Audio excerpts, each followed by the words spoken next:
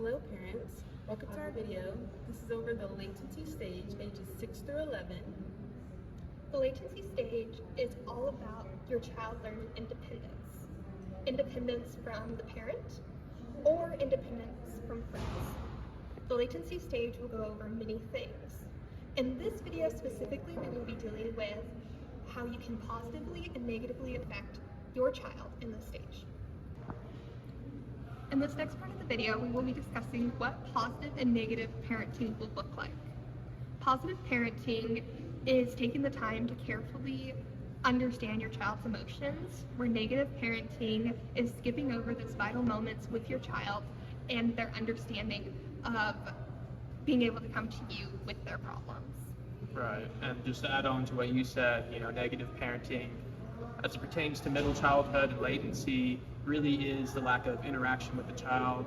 Without getting too specific, we're going to get into further details, but lack of interaction with the child and lack of care in general for that stage of development, what they're going through, and not being as involved as you should be as a parent. So right now we're going to be talking about more specifics on proper parenting and positive parenting techniques that if you're a parent watching this that you can use for your child who is in latency in middle childhood. So the first thing I want to talk about, and I feel like this might not always be discussed as widely as it should be when it comes to latency, but one of the things I discovered was the importance of ethnic identity. During my research and preparing for this video, one of the things I discovered was a study that talked about the importance of ethnic identity in children who come from culturally diverse backgrounds. So for example, in the study, it talked about how children, Latino children who grew up in predominantly white communities, white schools, the negative impacts it has on their development if in their school or their community or whatever you want to say isn't properly teaching them and encouraging them in their ethnic identity, their cultural background. Because as we said earlier, an important aspect of latency is the child is developing their identity. They're discovering who they are essentially and how they want to interact with others and how they want to conduct themselves essentially. The important aspect of that is, like I said, their cultural background, just a strong cultural upbringing from their parents, their school, and so on. The only negative side of this is if you raise them too culturally aware of their culture and not the culture that surrounds them, they might end up getting in trouble at school because they aren't aware that something is right or wrong. Keeping them focused on what is right at home and what is right at school and how sometimes it can be different is a positive thing to do in this age. Right. And so the next thing I want to talk about too is, it's a really obvious one, but bullying. So obviously, children in latency, they're going to school, they're learning should be learning proper ways to interact with others, how to develop relationships with their peers, with children their age, with their teachers and things like this. And unfortunately, a thing that comes about as a result of that is children who are also in that same stage of development are maybe growing in unhealthy social habits such as bullying and putting other kids down and things like this. And so it's important for you as a parent, if you have a child in latency, that you are helping your child through that period of development by being involved with their school life, being involved with who they're friends with, how they're interacting with others, staying in contact with their teachers, making sure that they're not picking up on unhealthy social habits and making sure that obviously they're not, number one, getting bullied because that's a dangerous situation right there, but also making sure that they're not the one being the bully, that they're not the ones putting other kids down, hurting other children in a social manner, because like I said, we really want to make sure that they are developing in a proper sense with their social habits and their interactions with others. I completely agree. A huge part of bullying is kids are doing what they see at home. If you're arguing with your spouse or your sister right in front of your children and they see that that is a normal behavior and they go to school and they're arguing with children, that is a negative thing. Along with, behaviors, if they see their older sister shove them down the stairs and the older sister isn't getting a punishment, then they think that's okay. You have to teach them right from wrong at this age. And even going even further into that, if you don't teach them right from wrong at this age, then they grow up thinking that certain things are okay. If you don't teach them lying is wrong. They grow up thinking they can lie to anyone and everyone, which affects relationships, which affects jobs. This is a huge thing that can affect them all the way into adulthood. So a huge part of latency is making sure the child is set up for their future. If they're bullying or being bullied, it will hugely affect their future. Right. And that leads into perfectly to the next topic I'm going to talk about, which is harsh parenting. So a really popular thing in a lot of homes is, spanking, yelling, being really harsh with your kids, being really critical of your kids. And this can be very devastating for a child in many ways, especially in latency. Again, this goes back to a study that I referenced earlier with my research preparing for this, which talked about how I think it was children in the UK specifically, and who grew up in homes where during latency, where they were spanked, yelled at, things of that nature, how it had negative impacts on them during the stage of development. And like you were saying too, children are watching you. They're watching how you interact with them, how you interact with, your spouse, how you interact with siblings, things like this. And obviously how you interact directly with the child, him or herself. And if you are exhibiting those negative, kind of harsh, critical, forms of discipline, right, that's going to have a negative impact on that child. So as a parent, how that relates to you is, you need to make sure you adopt healthier, calm, gentle approaches to parenting the child, making sure that if they make a mistake, you're not immediately screaming at them, you're not yelling at them, you're not spanking them, that teaching them it's okay to make mistakes, it's okay to learn from your mistakes, and how an adult is to properly respond in those situations. A huge thing he's talking about is corporal punishment. In a lot of the US, corporal punishment is accepted, but a good thing to remember is corporal punishment is spanking, and a lot of people view spanking as hidden. Would you ever hit your child? No. So why would you spank them? The risk of leaving a bruise on your child is high. If you leave a bruise on your child, that can lead to greater punishment for you. Not including the amount of damage you're doing on the child. If the child is being told they're a failure, is being told that they can't do anything right, along with anything else negative, then that child is going to believe the negative because no one else is telling them the positive. You have to remember your child is fragile in this stage. A lot of what the child is going through is mental, and just remember to get down on your child's level and to calmly approach situations. They don't know right from wrong unless you teach them right from wrong. Final topic I wanted to talk about when it comes to ways that you can properly and beneficially help your child through latency is teaching your child independence. So like we discussed earlier in regards to latency, a big developmental stage that they're trying to reach during that stage of development is independence. They're trying to grow and become their own person, essentially. They're developing their own social habits. They're developing their own friendships. They're learning how to essentially interact with the world. And I know as parents, we often have the urge to want to be, helicopter mom or helicopter dad, and we're very protective of our children and things like this. But sometimes we can be a little bit overprotective. We need to make sure that we're allowing our children to make mistakes, that we're allowing them to learn from their own mistakes and to become the people that they're supposed to be, essentially.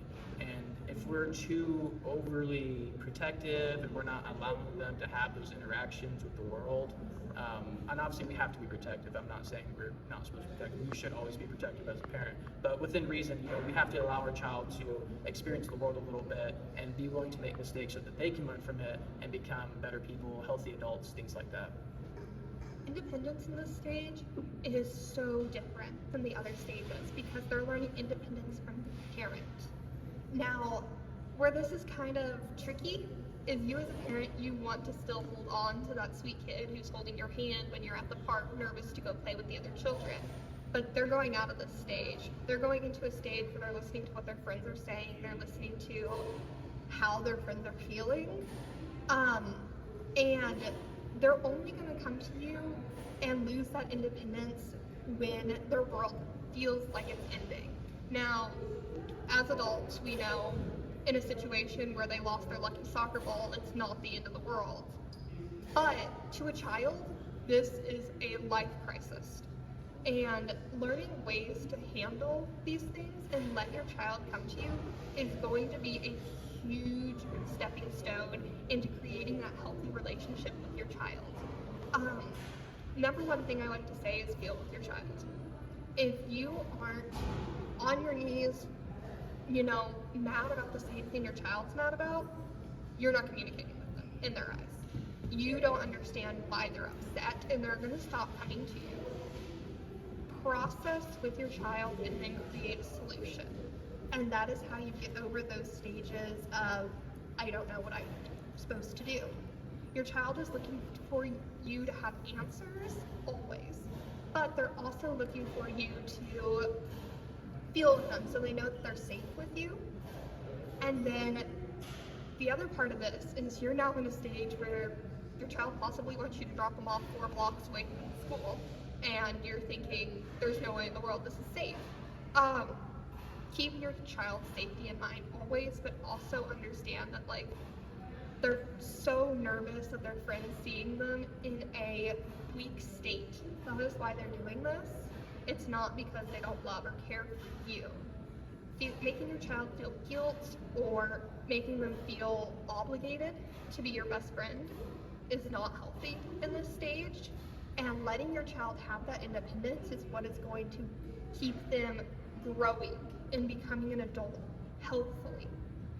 Just remember, your child is their own person, and they need the independence they're learning in this stage. This stage is weird because as much as the child loves you and wants to be around you as a parent, they are also separating so fast from you. We talk a lot about how 2 and 18 are the same and finding independence and not needing the parent anymore, or wanting away from the parent, I should say. But we never really go into how those middle stages work. 6 to 11 is tricky because they're coming to you for certain things, like we discussed, over, life crisis, or, when they need a problem fixed immediately, but they're not coming to you in an everyday sense like you're used to. So it's a huge adjustment for the parent. Another huge thing to note is whichever parent's home more, the child's going to connect to more. If you're a stay-at-home mom and you're homeschooling your child, the child is really going to connect to you, and it's going to take longer for them to learn independence compared to a child that is going to school every day and both parents work and they let themselves in the house and make themselves dinner. So children are moving at different rates. They really are, and it is so important to keep that in mind. If your child is still developing in a stage under, or maybe your child's overachieving and is developing in a stage above, to follow those stages and follow where your child is at. Do not force them into a box that they do not fit in. Right. And just to add on to that, I like what you brought up about, if the child is interacting with a certain parent more than the other, how they're going to form attachment bonds specifically with that parent. And so I think it's important too, because obviously with parenting and life situations, it may be the case that, the mom, just has more time with the child for whatever reason. If one parent is working more than the other and one's a stay-at-home parent. So I think it's important for whichever parent is outside the home more often than the other, that you take advantage of the time you do have with the child, making sure that you are interacting as much as you can and playing a role in their development so that there can be healthy, proper attachment as much as possible with both parents. Because obviously, you want to make sure that you're having that interactions with your child, and that they're recognizing you as, hey, this is my parent, this is someone that I can trust, this is someone I can talk to, this is someone, who helps me lead me down the right direction, this is someone I can communicate with, things like that. If you're not taking those steps as a parent, then your child, who's in that really crucial stage of development where they're trying to learn from you essentially and learn from others around them, they're not going to have that opportunity if you're at work all the time, or if you're not taking advantage of time you are at home to, like I said, interact with them. And I'm so happy he brought up being at work 24/7. I understand for some of us that is what we have to do, but just remember to still teach your kid to have a life outside of work. Not only be bonding with them when you're home, but be teaching them that their schoolwork isn't their everything, that they need to be, with family in a loving environment. They need to be fostering what their interests are. They don't need to be so enthralled in their schoolwork that they can't do anything else. Um, Remember to keep the word failure just so far away from your child. Don't ever say anything like, if you don't accomplish this, you're a failure, or if you can't do this, you're a failure. That word is so harsh for children. Try so hard to mean what you say. And don't ever have those moments of getting so upset you say things you don't mean, because those words stick with your child the most. And apologies, they only can do so much once those words are in your child's head. A huge thing to remember is that, like I said earlier, your child is sensitive. They are 6 to 11 in this stage. Remember how you felt in 6 to 11. There's a huge study that children are more attached to their mothers than their fathers, and this can easily be because the mother's home more. But, if you're a father and you're reading those things, that can be very, what am I trying to say?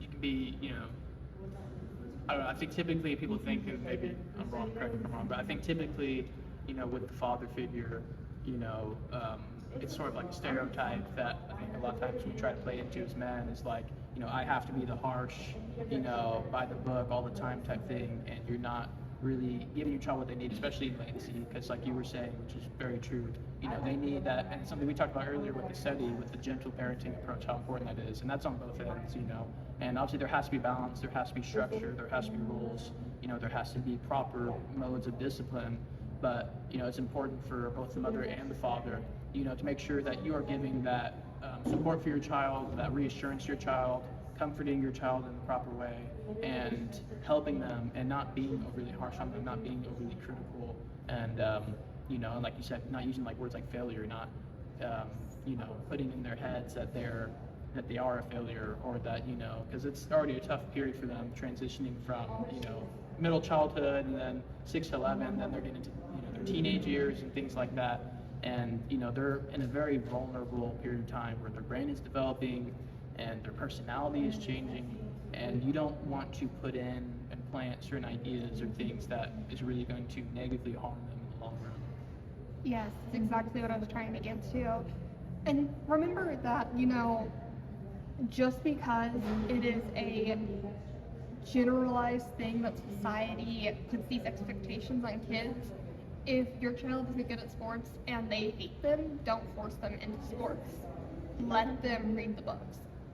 It's not going to kill them, I promise. Just because they're not just like you, or they're not Mr. Popular, doesn't mean they're failing. And remember to keep words like, if you like to read, you're going to be bullied, away from them, because that's just not true. It's keeping a very positive outlook for your child. Your child shouldn't know the world is rough at 6, if they don't have to. Just keeping a very uplifting beat at home can be some of the most important things you do in this stage. Kind of to branch off what we were talking about earlier with social expectations and what the child is going through at home, remember that your child doesn't have to be where everyone else's children are. We discussed, don't put your child in a box, don't force them to be something they aren't. Remember that your child is your child, and the more positive their experience at home is, the better. Chloe has an example that she would like to share that I think sheds a lot of insight on keeping a positive household. Yeah, so I worked at a psychiatric hospital here, and I worked predominantly with the elderly. And during group therapy, we kind of talked about like what was like the main stage in their lifetime that was really crucial, that affected them the most. And they all said their childhood, you know, it's very important, and kind of around those ages, the 6 to 11, and kind of, you know, later on back. But they said that was the most important. You know, they remember a lot of like traumatic things that happened to them, or things that was said to them from their parents, or you know, just neglectful things. And it is so crazy to think about how trauma at 6 to 11 can last into adulthood. I mean, you said you were working with the elderly. You were talking to people who were 60 plus, and they were still referencing the trauma that they went through at 6 to 11. And I think a lot of that we can take away from that is positive households create positive adults. And I think that's where we kind of can conclude today. Just remember that you are creating the next generation, and let's keep it positive and let's keep that trauma away from them.